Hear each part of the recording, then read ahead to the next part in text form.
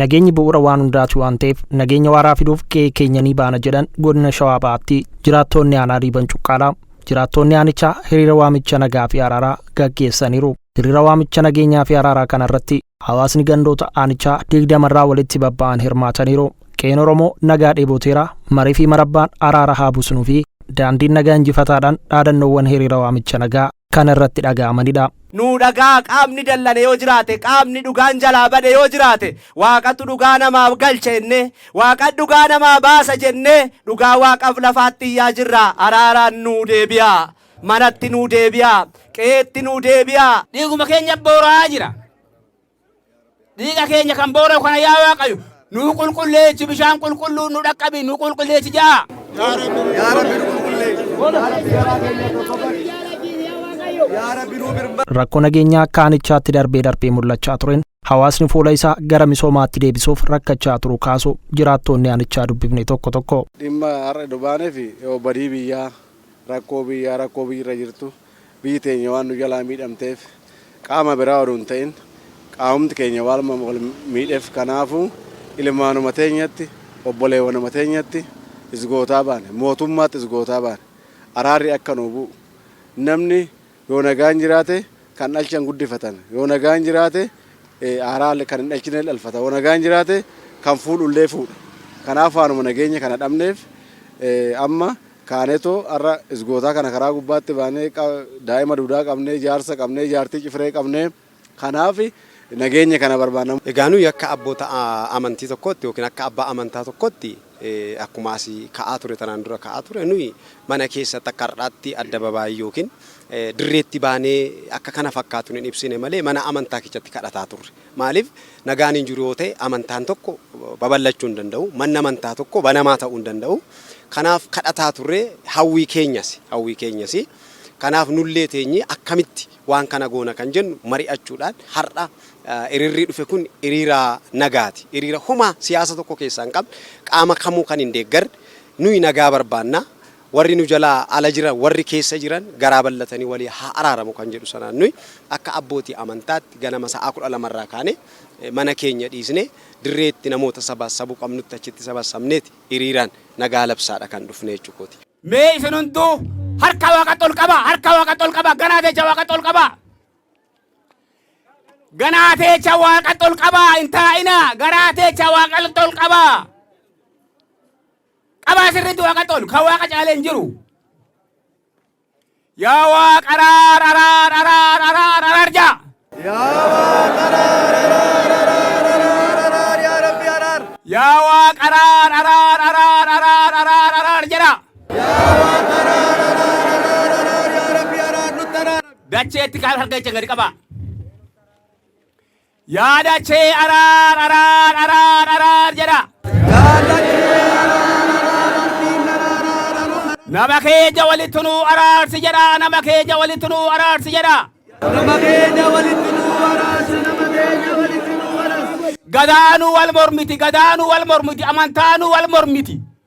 Gadaanis wal mormuu dhiiftee amantaanis wal mormuu dhiiftee kana dhugaa yaa waaqa kana dhugaa nu deebisi jedha yaa waaqa kana dhugaa nu deebisi jedha. Yaa waaqa kana dhugaa nu deebisi yaa waaqni araarami. Amantaan hunduu sobumaan kakata. Abbootiin gadaa sobumaan kata abbootiin bokkuu sobumaan kata. Yaa waaqayyo yaa amantaa keenya si dallansiifne nutti araarami jaa. Yaa amantaa keenya si nutti dallantee nutti araarami. Yaa mootummaa namni hunduu keeti lafti keeti biitti keeti ijoolleen ala jirtus teeti ijoolleen biyya keessa jirtus keeti ijoolleen adda waraaraa jirtus teeti yaa mootummaa araara nuu uumi araara nuu yaami jaani. Araara nuu uumi mootummaa.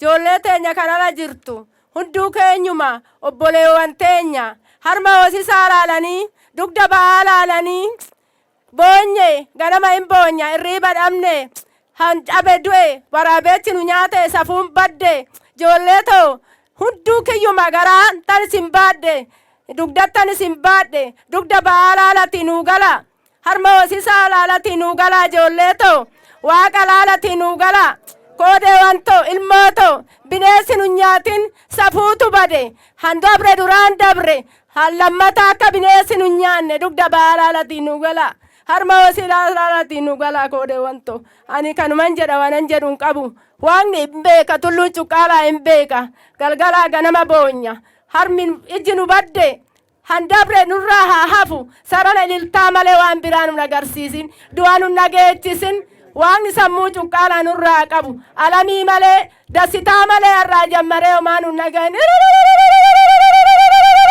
Kunis akka furamuufis qaamoleen hidhatanii socho'an waamicha mootummaan araaraaf dhiyeessee fudhachuun akka mariif ta'an gaafataniiru. Nuti amma araara barbaanna. Uummanni keenya araara dheebotee jira. Nageenya baay'ee rakkoodha. Nageenya itti boora'ee jira, itti aaree jira, itti yaaddee jira. Dubartiin yaaddooftee jirti. Qotee bulaa yaaddee jira. Gabaree Oromoo muluu yaaddee jira. Kanarratti ijoolleen teenya akka alaa galtu. Okitti immoo mootummaan akka marii godhee ijoollee tanaa waan tokko nuu uumu. Biyyi keenya akka nagaa ta'u, waraana keessa akka baanu. Waraanni waraanuma fida. Nageenyi nagooma fida. Namni nagaa dubbate waan nagaa argata. Gazaba argata, nigdii argata, hojjaa argata, qonna argata, gabii argata. Waciin amma kana keessatti nuti waraana waan fiduuf waraanni kun nurraa haa dhaabbatu. Waraana kara hundaanuu jiru. Hankara mootummaatiinis jiru. Kan kara ijoolleetiinis jiru. Waraanuma keenya deebi'ee waraanaa. Nama keenya deebi'ee wal waraanaa. Inni akka nurraa dhaabbatu balaaleffannee ijoollee teenya. Ijoolleen teenya akka nuu galtu akka waraanni dhaabbatu guyyaarraa jalqabee uummanni Oromoo jidduutti waraanni nurraa akka dhaabbatudha kan amma hiriira baanee fi kan barbaachisu nagaa amma uummanni kan dheebotee jiru nagaa wanna biraa rakkoo qabu nagaa dheebotee jira. Kanaafuu nuti nagaa barbaanna. Kanaaf ijoollumti ala jirtus waraanni as jirullee nagaa akka barbaadu. Ijoolleen ala jirtus nu kanaan duras kadhachaatuma jirra. Kaanis galchaatuma jirra.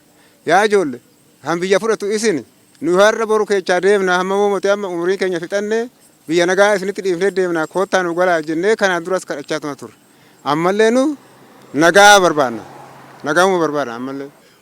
Mootummaanis waraanaan wanti mootummaa keenya garagalee waan jiruuf waan hin dandeenye fi waan hoo dandeellee hin danda'a. Dandeettiin isaa maali? Namumti keenya waa wal waraanii wal fixuuf mootummaan keenya kana yaadee akka araarri bu'u akka nageenyi dhaabu akka nu godhu. Ijoolleen ala jirtus har'a calqabdee waraana nurraa haa dhaabdu. Nama keenya hoo ta'an, ijoollee teenya hoo ta'an, dhiiga keenya erga ta'ani, dhiiga keenya amma ilmaan lan teenya kan babbadde jedhanii jubbatan kun yaadnee dharraanee dhumtee hin beeknu, jiraattee hin beeknu.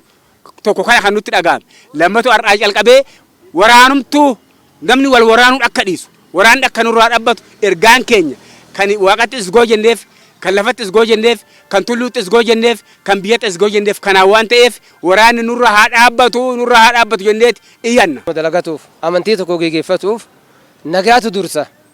Kanaaf Oromoon kaleellee nagahuma kana eebotaa ture har'allee gartanii dheebuu nagaa kana waan qabuuf hin baana kan jennu gartanii kaanee. Miseensota kan jala jiru qabanne baanee kanatti jirra jechuudha. Nageenyi bu'uura waan hundaati waan ta'eefis biyya nageenya keessatti mirkanaa'ee ijaarree dhaloota dhufuuf dabarsuu qabnaas jedhan. Karaa kamiiniyyuu yoo ta'e nagaadhaan malee taa'anii yoo mari'atame malee yoo wal dhageenye malee jijjiirama fiduu hin dandeenyu biyya kanatti fufsiisuu hin dandeenyu.